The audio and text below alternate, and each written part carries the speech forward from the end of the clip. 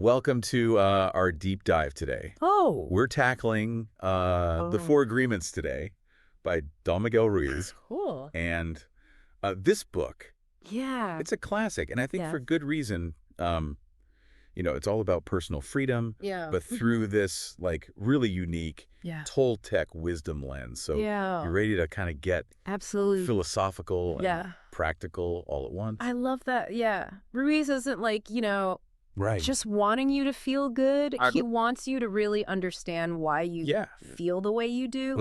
It's like he's giving you the owner's manual to your own mind. Okay. So right off the bat, he throws out this idea of the dream of the planet. Yes. What's that all about? Right. So think about it like this.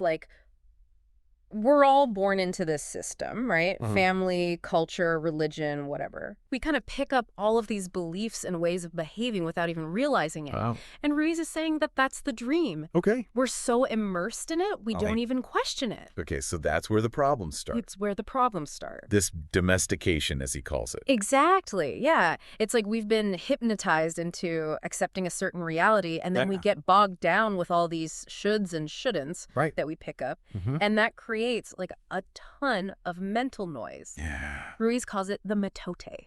Oh, wow. And it's exhausting. Okay, so we're all running around with these inherited beliefs. Inherited beliefs, yeah. That might not even be true. Right. No wonder we're stressed. Yeah, no wonder we're stressed. Right. The good news is that Ruiz gives us a way out.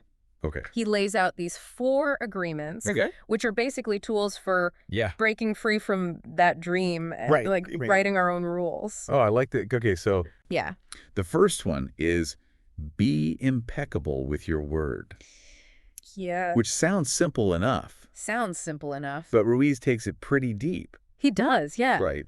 Yeah. It's not just avoiding gossip or being polite. It's about the sheer power of words. Okay. And how they create energy. They shape our reality.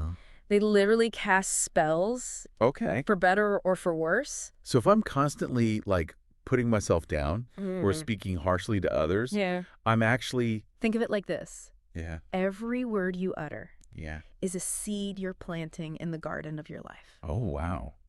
Are you planting flowers or weeds? Okay, that's a really good analogy. Yeah. I'm definitely feeling more mindful of my language already. Right. Now, the second agreement is don't take anything. Personally. Yes. I think. That's a good one. We could all use a little more of that, yeah. Right. It's easier said than done, though. Totally. Right. Yeah. But Ruiz says that most of the time, what others say or do has more to do with them than with us. Yes, precisely. Right. People are projecting their own insecurities, their own beliefs, their own experiences onto us. Yeah. It's like they're looking in a mirror, not really seeing us at all. So how do we actually practice not taking things personally? Yeah, that's the question. It feels like it goes against it does. all of our natural instincts. It takes conscious effort, Right. It's about recognizing those buttons people push in us, right? Those triggers that make us react defensively. Yeah. And then asking, is this really about me or is it about their baggage? This feels like it could be a game changer. All kinds of relationships. Absolutely. It frees you from the emotional roller coaster of other people's moods and opinions. Right. Yeah. They're no longer a puppet dancing to their strings. Wow, I like that. Yeah. Okay, on to agreement number 3. Yeah. Don't make assumptions. Don't make us I feel like I'm constantly guilty of this one. We all do it. Right. We all do it, yeah. But our brains are wired to fill in the gaps to create stories. Yeah.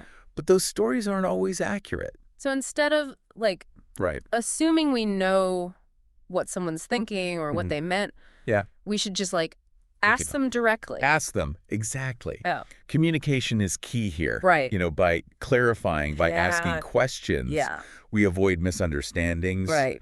Drama, hurt feelings. Right.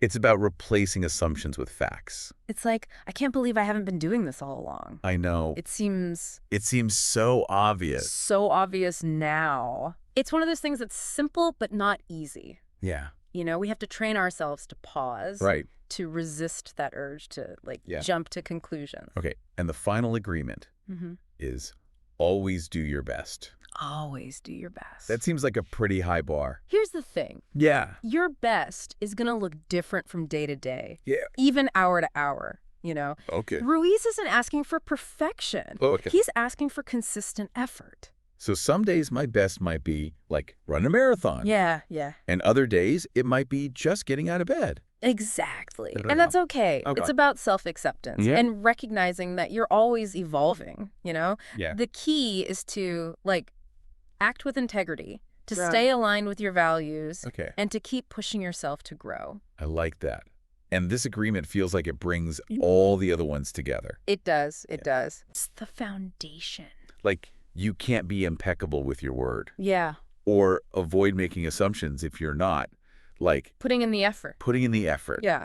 Yeah. Right. You're right. Like, always do your best is like the engine that drives the other three agreements. I like that. It's the action that turns those philosophical ideals into tangible change. I'm already seeing how these 4 agreements are like a roadmap to more peaceful, joyful. More peaceful. Yeah. But Ruiz doesn't sugarcoat things. No, he doesn't. Does he? No. He talks about this internal war. Yes. We have to wage. He does. He says that we all have this inner parasite. Okay. Right? The judge, the victim, and the belief system that keeps us trapped in negativity and self-doubt. So these agreements aren't just about, like, positive thinking. They're about battling. These, like, deeply ingrained patterns. Deeply ingrained patterns. Yeah. That are holding us back. Yeah. Exactly. It's about recognizing those negative voices in our heads and choosing to challenge them, to replace them with thoughts and beliefs that are more empowering and compassionate. This takes courage, right? It does. It's like facing our inner demons. It does, yeah. Head on. He offers several strategies for winning this war. Okay. One is confronting our fears directly. Okay. Right. Each time we choose to act despite fear, we weaken its hold on us. Okay. He also talks about the importance of self-control, or what he calls the discipline of the warrior. Okay, so this is about, like... Yeah, this is about becoming aware of our emotional reactions and choosing how we respond. Yeah. It's about training ourselves to pause, to breathe, and to act from a place of intention rather than just reacting impulsively. Okay, and then there's like the most radical approach. The initiation of the dead.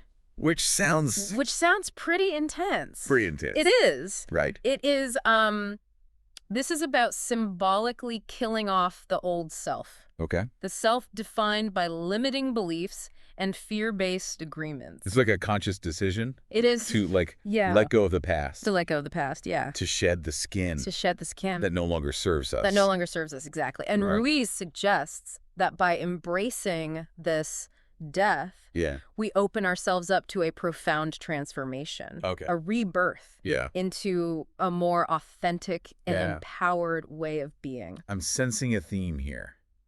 What's that? Ruiz keeps coming back to this idea of freedom. Freedom, Freedom from... kind of freedom. Freedom from limiting beliefs. Yeah. Freedom from self-doubt. Yeah. Freedom to create the life we truly desire. You're absolutely right. That's the core message of the 4 agreements. It's about recognizing that we have far more power than we realize to shape our reality, to choose happiness, and to live a life that is aligned with our true selves. We've covered a lot of ground. We have. In this first part of our deep dive into the 4 agreements. Yeah. But there's one concept that we've only touched on briefly that I think deserves its own exploration. Lay it on me. This idea of heaven on earth. Heaven on earth, yeah. It's a great point. It's really central to his philosophy. Yeah, so let's dive into that next. I'm ready when you are. So Ruiz is heaven on earth. Okay. It's such a fascinating idea. You know, he's not talking about pearly gates or anything like super literal. Okay. It's more about an inner state. Okay. A way of experiencing life that's already available to us. So it's not about dying and going somewhere else? No, not at all. It's about transforming our experience here and now. Exactly. He's saying that heaven is a choice. Okay. A way of perceiving the world Okay. that's rooted in love. rather than fear. Okay. That sounds amazing in theory. Yeah. But I'm guessing it's not exactly it's not a walk in the park. A walk in the park to get there, right? You're right. It takes work. Yeah. Ruiz believes that most of our suffering comes from fear. Okay. Fear of judgment, fear of not being good enough. Right. Fear of the unknown, all that fear that kind of keeps us stuck in the dream of the planet. So to create heaven on earth, we have to, we do confront those fears head on. Confront them. It's about recognizing those fears, acknowledging their power. Okay. But choosing not to let them dictate our actions. Yeah, it's about choosing love. Yeah. Even when fear is whispering in our ear. That makes me think about the agreement. Which one?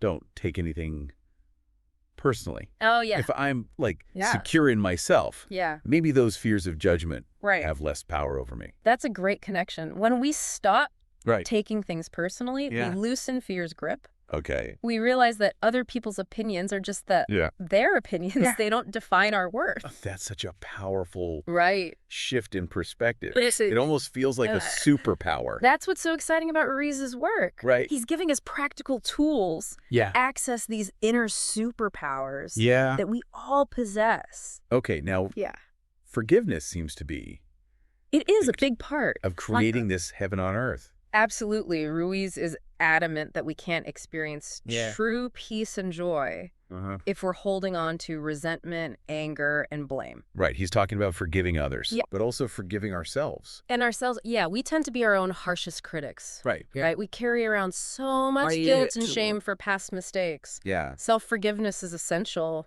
for creating heaven on earth. Makes me think of the idea of always do your best. Yeah. If I know I'm truly doing my best in each moment, maybe it's easier to let go of the past regrets. Let go of the past regrets. It's about recognizing that we're always learning. Okay. Always growing. Yeah. We can't change the past, right, but we can choose to learn from it and move forward with greater wisdom and compassion. It's like giving ourselves permission. Yeah, totally. To be human. Yeah. To make mistakes. Yeah. And to still be worthy of love and happiness. Exactly. Yeah. And that's the heart of heaven on earth. Yeah. It's about recognizing our inherent worthiness. Yeah. Regardless of our past actions or perceived imperfections. So we've talked about confronting our fears. Yeah. Practicing forgiveness. Yeah. And recognizing our inherent worthiness. What else? What else does he suggest? Does Ruiz suggest for cultivating this heaven on earth experience? One of the most powerful practices he emphasizes is gratitude. Okay. It's about shifting our focus from what we lack to what we have, from what's wrong to what's right. It's so easy to get caught up in the negativity. Especially with everything going on. Especially in the world right now. Right. But, even in the midst of challenges, there are always things to be grateful for. Yeah. A warm bed, a roof over our heads, the love of family and friends, even just, the simple act of breathing. It sounds almost too simple. Just focusing on the good things can really make a difference. It's amazing how powerful a shift in perspective can be. When we actively cultivate gratitude, we start to see the world through a different lens. Yeah. We notice the beauty, the kindness, the miracles that are happening all around us every day. So it's not about ignoring the bad stuff. Yeah. It's about It's about choosing to focus on the good stuff. Choosing to focus on the good stuff. Yeah. Okay. It's about training our minds to notice the positive. Okay. To appreciate what we have. Right. To find joy in the simple things. Yeah. And that shift in focus can have a profound impact on our overall well-being. Okay, now one thing that keeps coming up for me is how these four agreements seem to support and reinforce each other. So not isolated concepts. They work together synergistically. For example, being impeccable with our word can create a more peaceful environment. Which makes it easier. Which makes it easier to practice forgiveness and gratitude. Exactly. Right. And when we're not taking things personally, Yeah. we're less likely to get triggered. Okay. And fall back into old patterns of negativity. So it's like a... It's a virtuous cycle. Virtuous cycle. Yeah. So practicing these agreements isn't just about individual transformation. Okay. It's about creating a ripple effect of positivity. Wow. That extends outwards to our relationships, our communities, and the world around us. That's a beautiful way to put it. When we choose love, yeah, when we choose peace, yeah, when we choose to live in alignment with these agreements, we become agents of positive change. Right. That makes me think of another concept. What's that? Ruiz talks about the dream of the planet. If we can wake up from that dream, as he suggests, could we collectively create heaven on earth? That's a really profound question. On a global scale. And one that Ruiz definitely believes is possible. Really? He sees this heaven on earth not just as a personal aspiration, but as a collective destiny. So it's about more than just like individual happiness. It's about creating a world. Where everyone has the opportunity to experience peace, joy, and fulfillment. We've covered a lot of ground in this exploration of heaven on earth. But I think it's important to acknowledge that what's that? This journey isn't always easy. It's not, no. Life throws curveballs. It does. And there will be times when we feel discouraged, lost, we will, or simply overwhelmed. Absolutely. What does Ruiz suggest for navigating those difficult times? Yeah, that's a really important point. Really important point. Ruiz doesn't sugarcoat things. Right. He acknowledges that challenges are inevitable. Yeah. You know, we're going to experience loss, heartbreak, disappointment. Right. That's part of being human. So it's not about like pretending those things don't exist or trying to force ourselves to feel happy all the time. Not at all. Okay. It's about developing resilience. Okay. About learning to navigate those challenges. With grace, wisdom, and compassion. And remembering that even in the midst of difficulty, we still have a choice. You do. In how we respond. We always have a choice. Right. We can choose to react with fear, anger, or resentment. Right. Or we can choose to respond with love, understanding, and forgiveness. And it's those choices that determine the quality of our experience, whether we create more suffering or more peace. More suffering. Yeah. Or more peace. You got it. Right. And that's where the 4 agreements come in. Okay. They provide us with a framework for making those choices. Right. For responding to challenges in a way that minimizes suffering and maximizes our capacity for love and joy. Ruiz also talks about the importance of self-care. Self-care is crucial in navigating those challenging times. It's about recognizing our needs and taking steps to meet them. Okay. It's about nourishing our bodies, minds, and spirits. Right. And that makes me think of always do your best. Yeah. Sometimes doing our best means like taking a break. Resting. Yes. Recharging our batteries. Recharging. So we can show up more fully for ourselves and others. That's a great point. Right. Self-care isn't selfish. Okay. It's an act of self-love. Yeah. And when we love and care for ourselves, we're better equipped to love and care for others.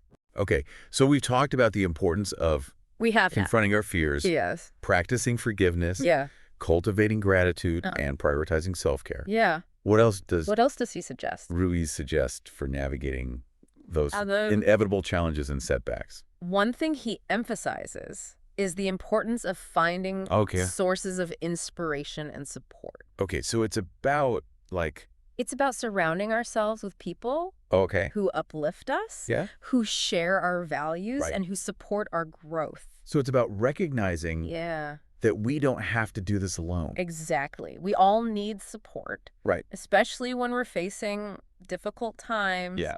There are resources, communities, and practices that can help us stay connected to our vision of heaven on earth. Yeah. Even when things get tough. He also talks about like connecting with something larger than ourselves. Yes. Whether it's spirituality, nature, art, or community. Yeah. Yeah. So it's about finding those things that bring us joy. That nourish our souls. Right. That remind us of the beauty and wonder of life, even amidst challenges. It sounds like creating heaven on earth is like it is a process. Dynamic process. A continual unfolding. Rather than static state. A static state. Yeah, would you agree? Yeah. It's not about achieving some perfect state of bliss right, and then just staying there forever. right. It's about a continual process of growth, learning, and transformation. So there will be ups and downs. There will. There will be times when we feel more connected to that sense of heaven on earth, and times when we feel that is when we feel more disconnected. More disconnected, exactly. And that's perfectly normal. It's part of the journey. Right. The key is to not get discouraged. Right. To keep practicing. To keep choosing love. And to trust that the path will unfold as it's meant to. Now, one thing I find really intriguing is how Ruiz connects this personal journey of creating heaven on earth to a larger vision of social transformation. He's a big believer in the power of the ripple effect. You know, he suggests that as we embody these principles, as we create heaven on earth within ourselves, we also contribute to creating a more peaceful and harmonious world around us. So it's about recognizing that our inner world and outer world, as we heal ourselves, are interconnected. As we choose love and forgiveness, we contribute to a more loving and compassionate collective consciousness. It's like we're planting seeds of peace and kindness that have the potential to blossom and spread far and wide. Okay, we've talked about a lot of powerful, really powerful, inspiring ideas. And inspiring ideas in this part of our deep dive. But before we wrap up, I wonder if you could share some like specific practical tips. Okay. For listeners who are feeling inspired to create their own heaven on earth, but maybe don't know where to start. That's a great question. Right. You know, it can feel overwhelming at first. But remember, it's a journey, not a destination. Okay. You know, start with small steps. Okay. Here are a few ideas. Start a gratitude journal. Okay. Take a few minutes each day to write down things you're grateful for. Okay. Practice mindful breathing. Okay. When you feel stressed or overwhelmed, take a few deep breaths. Right. And focus on the present moment. Okay. Challenge negative thoughts. Okay. When you notice yourself engaging in self-criticism or negative self-talk, pause and ask yourself if those thoughts are really true. Okay. Set boundaries. Learn to say no to things that drain your energy or don't align with your values. Right. Spend time in nature. Okay. Nature is a powerful source of healing and rejuvenation. Connect with loved ones. Make time for the people who bring you joy and support your growth. Okay. Engage in activities that bring you joy. Okay. Whether it's listening to music, dancing, painting, or reading. Make time for the things that light you up. Right. Remember, creating heaven on earth is a process, not a destination. Be patient with yourself. Okay. Celebrate small victories. Right. And trust that the journey itself is part of the magic. I love those suggestions. They're simple, but powerful. They are. And they remind us that creating heaven on earth isn't about like some grand sweeping gesture. It's that sweeping gesture. It's about like making small conscious choices each day. Conscious choices. That align with love, peace, and joy. Love, peace, and joy, exactly. Right. It's about those small, seemingly insignificant moments where we choose kindness over judgment, forgiveness over resentment, and love over fear. Those moments, woven together, create the tapestry of heaven on earth. Now, there's one more intriguing aspect of the Four Agreements that I think we should explore. All right, late on me. Ruiz's concept of the initiation of the dead. The initiation of the dead, it's a pretty intense idea. And I'm curious to hear your thoughts on how it fits into this larger framework of personal freedom and creating heaven on earth. That's a great topic for our next segment. Okay. The initiation of the dead is a powerful metaphor for transformation. Okay.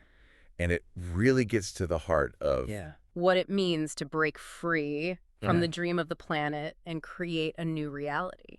Sounds like we've got a lot to unpack. We do. Let's dive into that next, shall we? I'm ready when you are. Okay, so we're diving into some deep waters. Deep waters now. This initiation of the dead.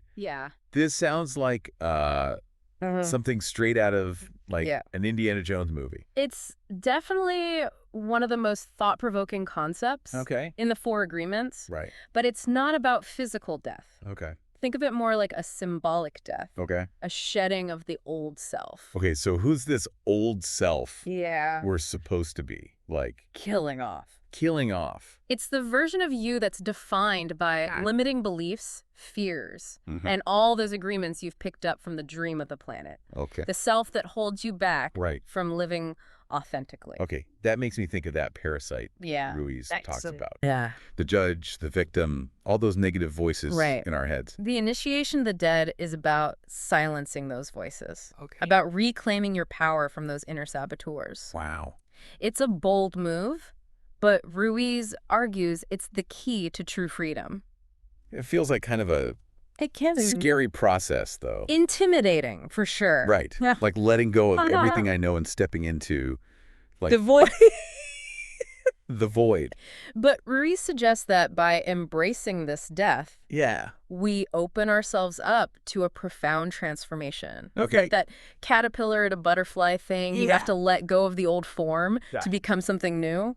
So how do we actually go through this initiation? Yeah, do we have to? Do we need to go on like Go on a vision quest. a vision quest or something? It's more about inner work Okay. than anything external. Right. It starts with awareness, Okay. recognizing those limiting beliefs and patterns Yeah. that are no longer serving you. And then what? Do we just like snap our fingers and Poof, they're gone. poof, they're gone? It takes conscious effort. Right. Ruiz suggests several practices, like facing your fears directly, Okay. practicing self-control, Right. and most importantly, Okay. forgiving yourself and others. So it ties back into It does. those four agreements we've been talking about. It absolutely does. Right. The four agreements are the tools that help us navigate this initiation. Okay. They give us a framework for letting go of the old Yeah. and embracing the new. This is making me realize that creating heaven on earth isn't just about like feeling good all the time. It's about doing the deep inner work. this deep inner work to become the most authentic version of ourselves. You're hitting the nail on the head. Right. It's a process of continual growth and transformation. And sometimes that process requires us to let go of what we know, to embrace the unknown, and to trust that something even more beautiful is waiting on the other side. This has been such an eye-opening deep dive into the four agreements. It has. I feel like I have whole new perspective on personal freedom and what it truly means to create heaven on earth. Heaven on earth. Absolutely. Any final thoughts? Remember, this is your journey. Yeah. Embrace the challenges. Celebrate the victories. And always, always choose love. I like that. That's the key to unlocking your full potential and creating a life that is truly fulfilling. Beautifully said. Thanks for joining us on this deep dive into the four agreements. Until next time, may your journey be filled with peace, joy, and the freedom to create your own heaven on earth.